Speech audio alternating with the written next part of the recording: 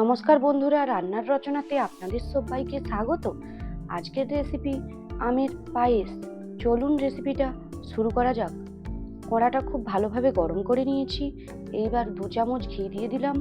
ঘিটা খুব ভালোভাবে গরম হয়ে গেলে কাজু কিশমিশ দিয়ে দিলাম। কাজু কিশমিশ দেওয়ার সময় কোনো কিপটেমি করলে চলবে না কিন্তু বন্ধুরা। আমি এখানে কাজু কিশমিশটা ভেজে নিচ্ছি, আপনারা চাইলে ভিজিয়েও দিতে পারেন। কাজু কিশমিশটা খুব ভালোভাবে ভেজে নিয়েছি। এবার কিছুটা পরিমাণ চাল দিয়ে দিচ্ছি।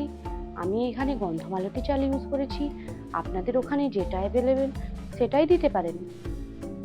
খুব ভালোভাবে চালটা ভেজে নিয়েছি। এবার দুধ অ্যাড করছি। দুধটা খুব ভালোভাবে নাড়িয়ে চাড়িয়ে নিলাম। আমি এখানে মোষের দুধ ইউজ করেছি, আপনারা চাইলে গরুর দুধও ইউজ করতে পারেন। দুধটা খুব ভালোভাবে উঠতে গেছে, চালটাও কিন্তু খুব ভালোভাবে সেদ্ধ হয়ে গেছে। এবার চিনি দিয়ে দিলাম, কাজু কিশমিশ দিয়ে দিলাম। পায়েসে খুব ভালোভাবে অনবরত নাড়াচাড়া করতে হবে, না হলে নিচে লেগে যাওয়ার সম্ভাবনা থাকতে পারে। হাফ চামচ এলাচ গুঁড়ো দিয়ে দিলাম। এলাচ গুঁড়ো দিয়ে খুব ভালোভাবে মিশিয়ে নিতে হবে। চালটাও খুব ভালোভাবে সেদ্ধ হয়ে গেছে, চিনিও দিয়ে দিয়েছি। এইবার 1 বাটি আমের পাল্প বের করে রেখেছিলাম, সেটা দিয়ে দিলাম।